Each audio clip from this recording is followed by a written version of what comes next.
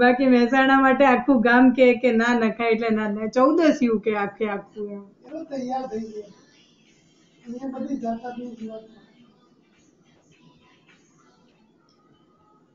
પણ તો અમદાવાદ સિટી કરતા સારું. અમદાવાદ સિટીમાં તો બહુ ખરાબ છે.